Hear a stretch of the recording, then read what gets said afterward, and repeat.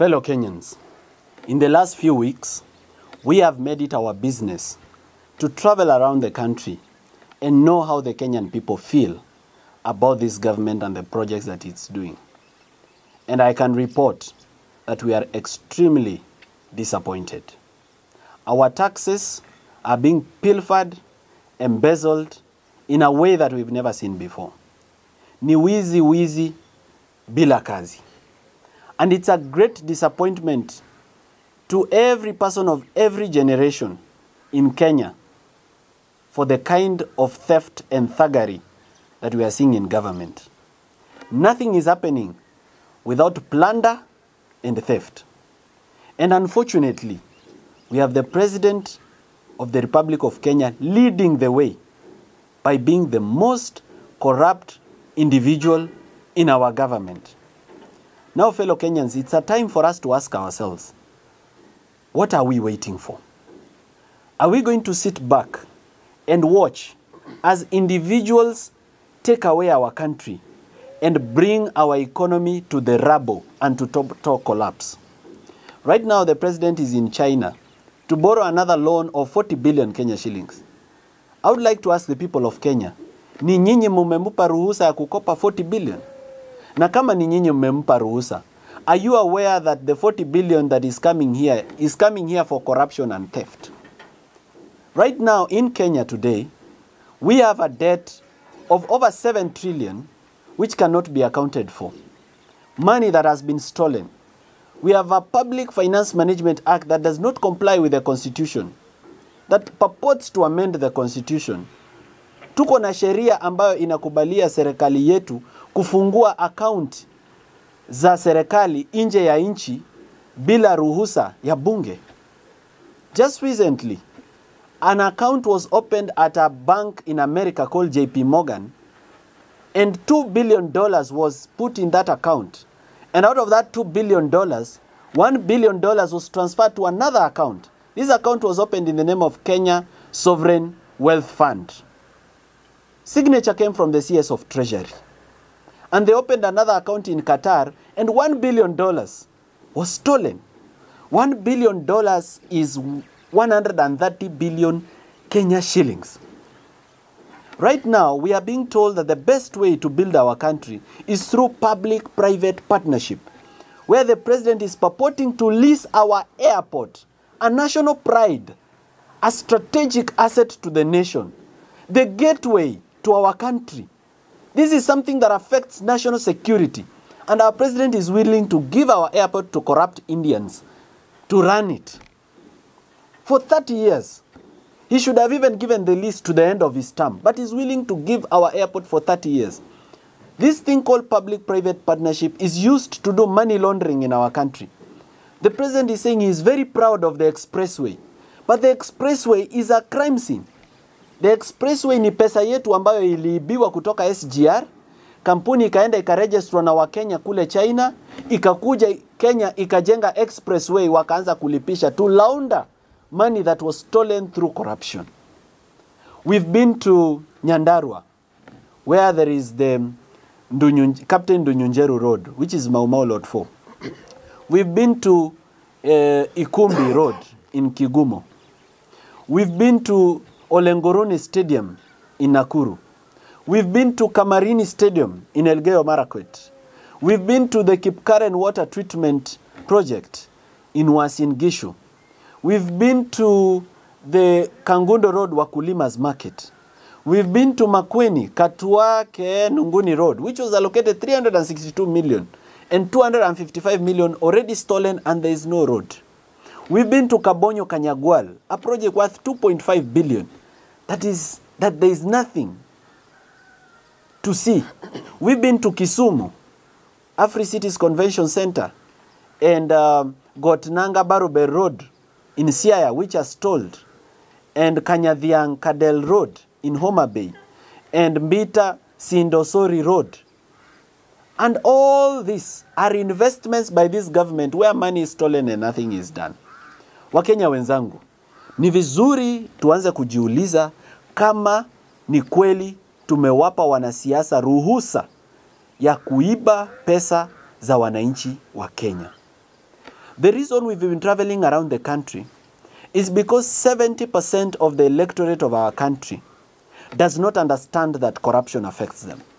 Therefore, this is a call to you, a Kenyan, kama mimi. Ni wakati wako usimame na Kenya. Don't leave this for Morara or this team. It is now your personal responsibility to do the little that you can do in the space that you occupy to change our country. Mjue kwamba 70% ya wapiga kura Kenya wako mashinani na informal settlements. Na kule hata labda hizi televisheni ambazo tunatazama hawatazami hizo. Ni vizuri tujiondoe in our comfort zone, tuende mahali wako kwa ground. Tuzungumze nao. Kwa sababu watu ambao wako mashinani wanafikiria kwamba ufisadi ni mambo ya watu wa Nairobi. Kwa sababu mtu ambaye yako mashinani hajawahi kuna wengine hawajawahi kuguza milioni ama hawajawahi kuguza 500,000. Sasa ukimwambia bilioni 5 ama bilioni 12 imeiba from treasury, hawaelewi and they are not able to connect. Ni vizuri tuende tuwazungumzie waelewe kwamba hiyo barabara ambayo iko karibu na wao imeibwa. Waelewe kwamba hiyo hospitali ambayo iko karibu na wao ambayo mtu alikufa kwa sababu hakukuwa na MRI machine ama hakukuwa na X-ray machine ama hakuna dialysis machine ama hakuna oncologist. Waelewe kwamba hiyo ni ufisadi. There is over 3 billion and I can confirm with authority that 3 billion was allocated through parliament for equipping level 3 and level 4 hospitals, and the whole 3 billion was stolen. Nothing was ever bought. Kwa hivyo Mkenya popote ulipo, ujue kwamba hii kazi sio yetu peke yetu. Lazima tushikane mikono. Tujitolee. Kila mtu azungumze na familia yake. Uzungumze na marafiki zako. Mkiwa katika chama ya wamama, zungumzia uongozi mbaya na ufisadi. Ukiwa katika kuchumbiana ama date, set aside 5 minutes ya kuongelea mambo ya ufisadi na uongozi mbaya. Na mimi nataka kumuonya na kumpa onyo kali Mheshimiwa William Ruto. Nilimwambia kwenye televisheni tukiwa JKL kwamba yeye tayari amekwisha kuwa bilionea. Hakuna kitu kingine ambayo pesa inaweza kumsaidia kwa sasa. Hawezi kununua afya njema na hawezi kununua uzima wa milele na milele. William Ruto, you cannot buy eternal life. Stop stealing. If the president stops stealing, members of parliament wataacha kuiba. Governors wataacha kuiba. Senators wataacha kuiba. Kama rais mwenyewe anaweza kuacha ufisadi. This spirit of greed must end in our country. And I'm encouraging all the people of our country across all generations, whether you are a Gen Z, a millennial, a baby boomer, this is your moment. Usijione mdogo. Na usione kama uko na followers kidogo, ama wewe si mwanasiasa, ama wewe si mtu wa kuzungumza. Sisi ambao tumesimama hapa tumejitolea. Na hatujajitolea kwa sababu tunataka viti vya siasa. In fact, I want to tell all Kenyans today that if you find me running for member of parliament, munipige viboko. If you find me running for senator, na ni najizungumzia, I'm not speaking for the rest. It's time, of course, for the youth to take up leadership positions, so they may want to take up those positions. I'm speaking for myself that I'm not interested in being a member of parliament in any constituency in the Republic of Kenya. I'm not interested in being a senator of any county. I'm not interested in being a governor of every county. What I'm doing is patriotism to my nation. If the people of Kenya see it fit to take me to a higher level and give me a higher platform so that I can defend them and so that I can take the nation forward, I'll humbly accept it. But as of now, we are not doing this because we are interested in anything. Therefore, wewe pia wewe Mkenya, usi-expect kitu. Do it out of passion and out of love for our country. We don't want change tomorrow. We want change today. Thank you very much. I want to give the floor to my colleagues here. I have young professionals who are doing very well in the various fields where they are. And I'd like to give them an opportunity on the floor so they come up and talk to you about the various issues in our country like impunity and abuse of office, and to talk about this project that the government is talking about, what kind of workmanship is in those projects. Kwa sababu tulishasema kwamba kazi ya William Ruto ni wizi bila kazi. Akilaunch mradi haitaanza, na ikianza itasimama, na ikiisha pesa itaporwa na itafanywa vibaya. So somebody is going to also talk about that, and somebody is also going to talk about abductions and misuse of the criminal justice system and marginalization of communities. Kwa hivyo napenda nimpe sasa ruhusa wakili Steve Mbugwa, who is also a council member of the Law Society of Kenya, wakili tajika hapa Nairobi, ili aje pia azungumze msikia. Asante sana. Thank you very much, fellow Kenyans. I would like to start by mentioning that as Kenyans, we need to be very patriotic, and as young people, we need to be very deliberate. And I say this because we have witnessed serious misuse of power and impunity of the highest level in this country. The head of state has over time made it very clear that he's not going to comply with court orders and is going to disregard the rule of law.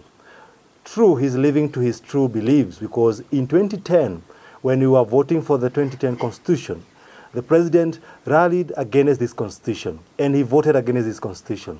A clear indication that he doesn't believe in the rule of law, he doesn't believe in constitutionalism, and therefore he does not respect human rights, human dignity, and all the rights and principles of good governance for this country, which we gave unto ourselves. That has been exhibited by his subordinates and his juniors at the National Police Service. We witnessed yesterday where the acting Inspector General of Police failed to honor the court orders on the excuse that he is attending serious meetings and workshops in Mombasa, and yet there was a court order issued on 23rd of August, on 26th of August again, and on 3rd of September. And he never appeared. 6 times he was summoned by the court to appear, and he failed to appear in court. A clear disregard of the rule of law, a clear disrespect to the judiciary, and a clear disrespect to the Constitution. That has emanated to the serious abductions we have been seeing and forced disappearances. Right now, we don't know the whereabouts of Bob Jagi. We don't know the whereabouts of Nadine Longton. We don't know about his brother Jamil, where he is. All those were arrested because of protest in Kitengela, and nobody knows their whereabouts. When the Inspector General of Police is called upon to explain the whereabouts of these persons, he does not appear, and instead disrespect the court system. And the question we ask ourselves ni, kama hawa hawaheshimu sheria, sisi kama wa Kenya, where do we stand? What is our fate as young people? And therefore, I want to call upon each and everyone outside in this country and outside this country, that we must demand for accountability, we must demand for good governance, we must demand for respect to the rule of law, we must demand for accountable government. And we young people must remember one thing, that for our future to be safe and secure, we must become deliberate today by creating it. And that is the only way we can guarantee our future. Thank you very much. Thank you very much, Wakili. That is Wakili Steve Mbugwa, Council Member of the Law Society of Kenya. I now want to give the floor to Engineer Evans Kimori. Engineer Evans Kimori is a civil engineer and a former engineer at the Kenya National Highways Authority, KENHA. He will come and speak about stalled projects and projects which have been constructed where the workmanship is also very poor, and also the looting and pilfering of public funds through contracts for construction of various infrastructure, including roads, bridges, hospitals, and the like. Karibu sana, engineer. Thank you so much, Morara Kebaso. It's indeed a great honor to stand here as young generation, as members of as members who have a great cause. We are members of the same avian species, of the same plumage, who have conglomerated here today to make this nation a great nation.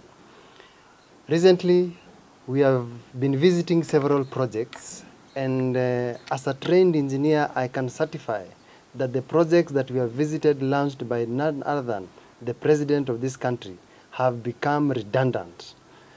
And this is the reason. I can give an example of Ukwala Ugunja Road. We visited the project, and going to the technical aspect, in any project that you are undertaking as an engineer or as a contractor who is implementing the project, there is safety component, which is a key component in civil engineering. The project was just left in a state of unsafe situation whereby the citizens around were having a situation that they cannot be able to fathom. Immediately we left the project, Kenya National Highways Authority closed the road. Where were they before we came? That's just an example of that road. Another road that we visited is Mbita Sondu Road, which has a valley within a road. That is another gigantic tragedy as far as civil engineering is concerned. We are shocked on how projects are being launched left, right, center by the president. Each and every time a project is launched, the president spends approximately 20 to 30 million. If we give an arithmetic connotation, you will find that approximately that is 25 million times maybe 100 projects. 2.5 billion. That is 2.5 billion. That is enough to build. That is enough to build a cancer center in Meru. That is enough to build a Western Art and Incubation Center in Western Region. So to me, this is a situation that we call upon our president to take full responsibility for misusing the Kenyan money. I can tell you for a fact, we have visited several projects, and any person at the village level or where the projects are can go and do the same and confirm if you are lying. It is indeed shocking that we have had information that the president called the chiefs and instructed them to remove his name from where he launched the project. In fact, today, as we are speaking, the president is in China to take a loan on behalf of our country so that he can come and launch another road. This is a sad state of the nation. The greatness of a nation's future depends on how we think, but not how accurately we remember. We are the great thinkers of the next generation. It is a generational change. It is a clarion call that you are calling each and every person to come up and stand for his right. Thank you so much and be blessed. Yes, thank you. That is Engineer Evans Kimori, a civil engineer. And something that engineer, I might just add on that. We are very disappointed with professional bodies in Kenya with regards to the willingness, and more especially the Engineers Board of Kenya, the willingness to eject from practice engineers that deliver projects that are dangerous to the public and that are very shoddy. Because if you see some of the roads that have been launched, if you see the dense bituminous macadam, I think that's what we call it? Yes, the DBM. They say they are upgrading a road to bitumen standards. And if you look at the dense bituminous macadam, it's very thin and a very poor mixture. In some of the roads, we will pick samples and take it for lab test. There is very shoddy work being done in Kenya, where roads are built without drainages, roads are built without road signs, roads are built without road markings, roads are built without speed, anything to speed bumps. Very dangerous roads that will kill people, most definitely. And it has already been proven that lies can kill. Uongo inaua. Already uongo ya William Ruto imeua watu Nithi Bridge. So we need to be very serious about the quality of the things that are being built, because we have hospitals which are being built in a very haphazard manner. The hospital itself is a danger to the patients. We have very poor workmanship. And these engineers, they are certified and licensed by the Engineers Board of Kenya. Which begs me to ask, what the hell is Engineers Board of Kenya doing about engineers who are producing shoddy work in the institutions where they are working?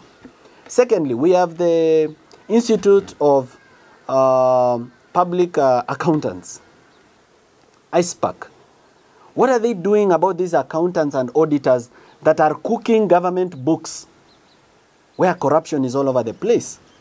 I spoke to the Auditor General and told her that 90% of the corruption in Kenya doesn't even get to the Auditor General's report. So there's a role to be played by professional bodies. I'm grateful for the effort that the Law Society of Kenya is putting in terms of trying to actually deregister and strike off the role of advocates, those advocates that participate in corruption. I believe that they can do better and that they can do more, because the role of advocates is full of people who are encouraging corruption. In every corruption scandal, there is a rogue advocate involved. We need to rein in on those professionals who are participating in the theft and holding public funds in client accounts in the name of holding funds for clients. Kwa hivyo, professional organizations, we are asking for your help. You are not toothless, you are not unable, you are not powerless. You've been given the power by the law to deal with some of these professionals. Please do something about it so that we have a better country and a better nation and opportunities for everybody to live, work and grow. I now want to invite Wakili Joshua Okayo. Wakili Joshua Okayo is a man who has been through a lot. He has been abducted and tortured, and he still stands today as the president of the Kenya School of Law and is coming to speak his piece. Karibu Wakili. Thank you, Morara, and thank you, Kenyans. It's a sad day that even as we mourn families, youth who were lost during the protests, and even as we gather to try and find a number of youths who've since gone lost and have not been found, the president has the audacity and the temerity to tell the people of Kenya that he is not aware of anyone who has been abducted, and should there be any such case, then it should be reported to him. Number one, this is a person who doesn't know what is happening in his country. And if he does know and he is ignoring that fact, then that means he's the one behind these abductions. So it is time we raise our voices higher and speak to the kind of disregard of the Constitution and the Bill of Rights that is happening in Kenya right now. And I think it's incumbent we make it known that Kenya has not ratified the international instrument on enforced disappearances. And this must be done with immediate effect. I think it's time we ratify this instrument. It's important to lead us in a way to try sanitize the country or get the country clean of these abductions and enforced disappearances. At the same time, we need a national or rather a local instrument. And that means there should be an act of parliament that speaks to enforced disappearances and abductions in this case. We cannot just have the provisions on, in two articles, 25 and 51 of the Constitution, speaking about habeas corpus, and it stops there, nothing more. And also, there's also another provision in the Criminal Procedure Code. We cannot have only 3 mentions on something that is of national importance as enforced disappearance at this moment. So the government must respect the rule of law, and it must implement the provisions of the Constitution, which are the aspirations of Kenya, that the Kenyans decided that this is what we aspire to achieve as a country. Last week we were touring the Nyanza region, and my colleagues have spoken about quite a number of projects. Kadiel Kanyadhiang, Afri-Cities project in Kisumu, we have the Mbita Sori Sindo Road, and many others. Look, the worst road we have seen so far in our tour of the country is the Mbita Sindo Sori Road. Very bad. It's in a sorry state. That tells you that that region is actually marginalized. 3 billion. And that road cost 3 billion Kenya shillings. 3 billion. And my engineer here said it has a valley within a road. You can imagine. 3 billion. All right? 74 kilometers road, only 12 kilometers is done, and it's not done. Because you use 1 to 2 hours to cover 12 kilometers. How so? So really, that region has been marginalized, and I think it's time we be serious. It's time we get serious, and I encourage the government. President William Ruto, you toured that region, I think 1 week ago. Please respect your promises. please deliver on your promises, because you cannot go around lying to unsuspecting Kenyans, telling them how good life is gonna be after you leave that region, but then projects stay stalled. All right, things are not implemented. Money is poured, but the hugest chunk of that money go to your pocket. We cannot continue living like this. At this point, Kenyans, we have to speak for ourselves, and that is why we are here today. And we are telling you that we can only do so much, but with you, together, we can do the most for this country, and we can deliver this country out of the hands of these money-thirsty cabals. Thank you so much. May God bless you, and we hope all of you join us in this journey towards a new, better Kenya. Thank you. Asante sana wakili. Let's give him a hand of a clap. I know yesterday I put out an announcement that I've cancelled my tour of Mount Kenya region because of security reasons. Ladies and gentlemen, even as we stand here, it's not been easy for us. We've been through threats. We've been through being followed. Just the other day, my lawyer Solonka Pareno, who is not here, was followed. I have also been followed by a double cabin KCU, a black double cabin that was fully tinted. When we checked the number plate, it belonged to a Mazda Demio.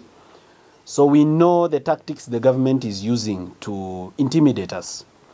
This government that does not provide drugs to hospitals has bought a system called Pegasus from Israel, which is using to tap our phones. But we can tell them that they cannot beat us in technology. In fact, the only advantage they have over us is that they have money. The advantage that we have over them is, number one, we are truthful and honest. And number two, we are young. We can get what they have, but they cannot get what we have. Therefore, the state should not intimidate me as the leader of this team, and it should not intimidate any leader who is part of this team. I am warning the Inspector General that if anything happens to my team, he will be personally held liable. Personally. Therefore, our safety and security is his responsibility and his headache. He should think about how to make us safe without spying on us. This same government has a machine called Phantom. Phantom is being used by NIS to track your phone even when the phone is off. This government at DCI headquarters, it has the Crime Research and Intelligence Bureau, which we fund with our taxes so that it can protect us, so that it can collect intelligence on criminal activities and protect the nation. But it is using its back-end access to Safaricom to access customer data from Safaricom and know where to find people who've been abducted and killed. IPOA keeps promising us that it will deliver, but the Independent Police Oversight Authority so far has delivered nothing in terms of defending the people and the families of those who've lost their lives and who've been kidnapped. This same government is using Kenya Power to check where we pay our tokens so that they can know our houses and our homes for abductions. We want to tell them that the fear is gone. And when we lose our fear, they lose their power. And because we are not afraid, we are not going to run and we are not going to hide. Regardless of the fact that we cancelled our Mount Kenya tour because they had planned people to come and infiltrate us and attack us on the way, because some of these stalled projects where money has been stolen, they are in very remote areas where the public is not there, where nobody can scream. So that we are attacked huko kwa bush when looking for them. I want to tell them that our God is still seated on the throne. The God or Allah of Kenya is still seated on the throne, and he will defend us because our God is a God of truth. We want to ask all Kenyans to pray for us, keep us in your prayers, support us where you can. You can fundraise for us fuel where you can and to maintain our security. But most importantly, amplify our voices. When we speak, amplify it so that we get rid of all this mediocrity in our governance once and for all. William Ruto is convinced that he has bought parliament and he has